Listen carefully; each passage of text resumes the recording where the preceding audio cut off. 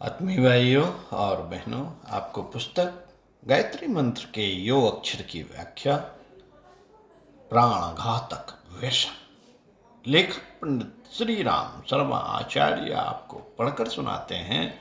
आइए सुनते हैं शब्दता का विष। चाय। चाय एवं काफी शब्द संसार में पनपने वाले मादक पदार्थ हैं।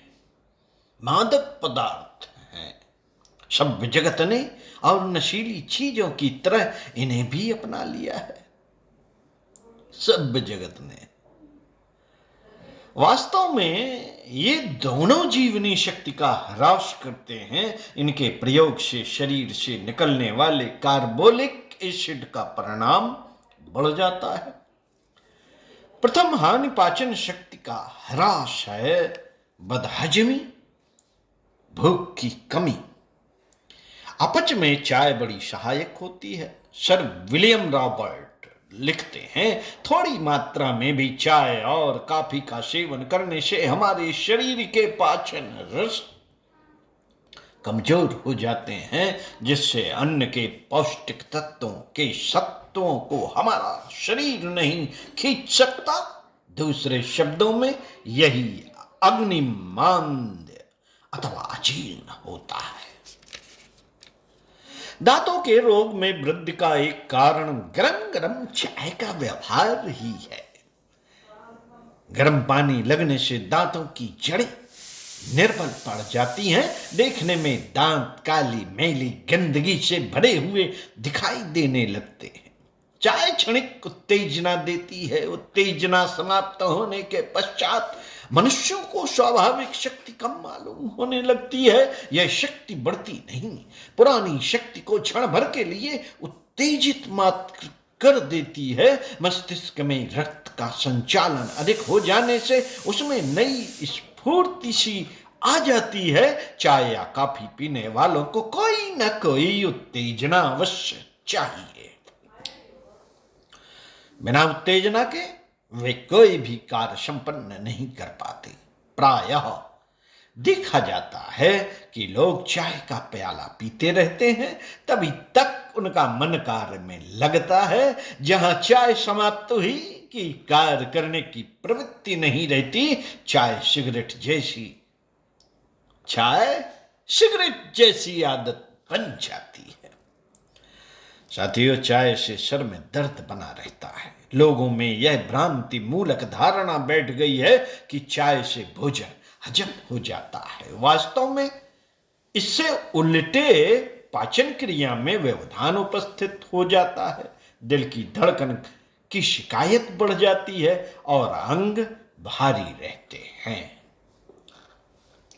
मित्रों, अनेक गणमान्य चिकित्सकों का कथन है कि चाय और कॉफी हृदय के कार्य को बढ़ा देती हैं। फेफड़ों को बहुत अधिक कार्बोलिक एसिड गैस बाहर निकालना पड़ती है। शरीर में उष्णता की न्यूनता हो जाती है तथा गुर्दों के कार्य में अभी वृद्धि हो जाती है। यदि चाय तथा कॉफी में कैफीन कड़वा विष का अंश बहुत अधिक रहता है,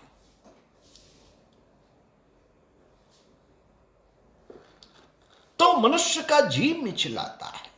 यदि चाय और कॉफी में कैफीन का अंश बहुत अधिक रहता है तो मनुष्य का जी मिचलाता है, बहुत चक्कर आते हैं और अंत में मनुष्य बेहोश हो जाता है। अधिक तेज काली काली कैफीन विष से भरी हुई चाय से मनुष्य मर भी सकता है। चाय में दो प्रकार के विषैले पदार्थों का अस्तित्व है। Number 1 tannin, number 2 caffeine. चाय पीते समय हम जो कशैला स्वाद अनुभव करते हैं वह टेनिन है तथा शरीर के लिए हानिकारक है। यह चमड़े का तनाव बढ़ा देता है। जब यह मानव शरीर के भीतर प्रविष्ट होता है तो आमाशय की झिल्ली को अनुचित तनाव की स्थिति में ला देता है। इससे आमाशय में भोजन का परिपाक सहज में नहीं होता, न इसका पोषण झिल्ली बनकर न इसका पोषण झिल्ली कर सकती है। कहवाइन एक प्रकार का उत्तेजक है जो मस्तिष्क को उत्तेजित करता है। चाय का पेपीन नामक विष भी टेनिन जैसा ही दूषित है।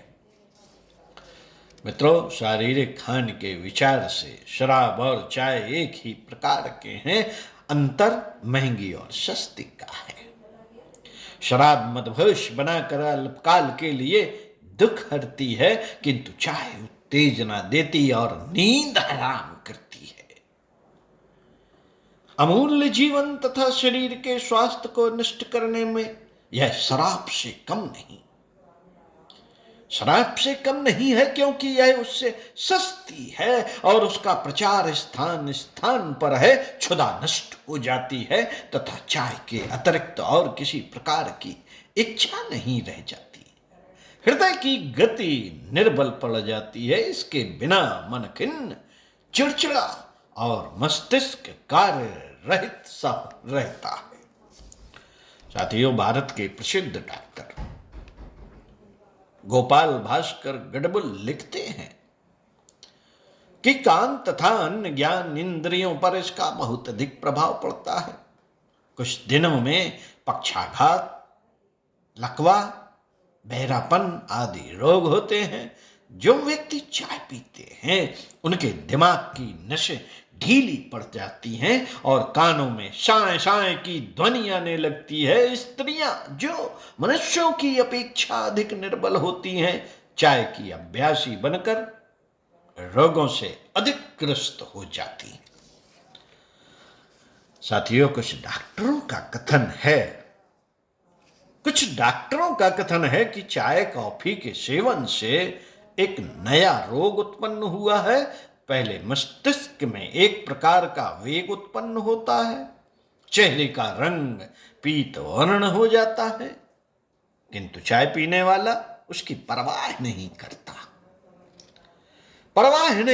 कुछ समय पश्चात आंतरिक एवं बाह्य कष्ट प्रकट होने लगता है। चित्त स्वभाव शुष्क और मुखाकृति अधिक पीतवर्ण हो जाती है। चाय के कारण एक अन्य रोग जिसे चाहरम कहते हैं उत्पन्न हो जाता है, जिसमें एक प्रकार की कठिन मूर्छा, आंतरिक इंद्रियों के कार्य शिथिल, हृदय में कंप और पाचन यंत्रों में पीड़ा होती है, जिसे फलस्वरूप स्वाभाविक शिथिलता प्रकट होने लगती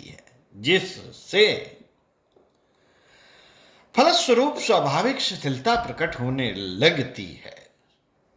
मूत्राशय पर अप्राकृतिक दबाव पड़कर उसकी शक्ति क्षीण हो जाती है। एक विशेषज्ञ लिखते हैं, साथियों, एक विशेषज्ञ लिखते हैं, चाय का कैफीन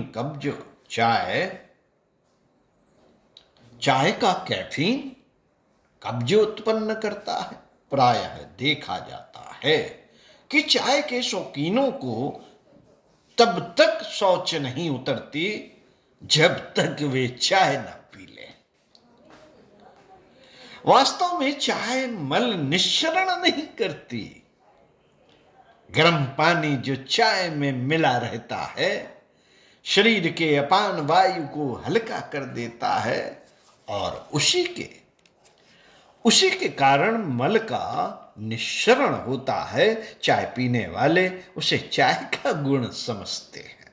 कैफीन विष दिल की धड़कन को बढ़ा देता है और कभी कभी तो दिल की धड़कन इतनी बढ़ जाती है कि आदमी मर तक जाता है। इस विष से गठिया आदि वात रोग भी उत्पन्न हो जाते हैं। गुर्दे पर इसका ऐसा बुरा प्रभाव पड़ता है कि बहुमूत्र की शिकायत शुरू हो जाती है। चक्कर आना, आवाज बदल जाना, रक्त विकार, लकवा लग जाना, वीर के अनेक विकार, मूर्छा आना, नींद का कम हो जाना आदि ऐसे घातक रोग हैं जो चाय में रहने वाले साइनोजेन, सिट्रोनाइन, साइनाइड आदि विषयों के कारण उत्पन्न होते हैं। चाय के प्रचार में हमारी दिखावटी अंधानुकरण करने की दूषित मनोवृत्ति ने विशेष योग प्रदान किया है। ठंडे मुल्कों के लिए चाय आवश्यक हो सकती है, किंतु भारत जैसे गर्म देश के लिए यह हानिकारक है। हानिकारक है साथियों।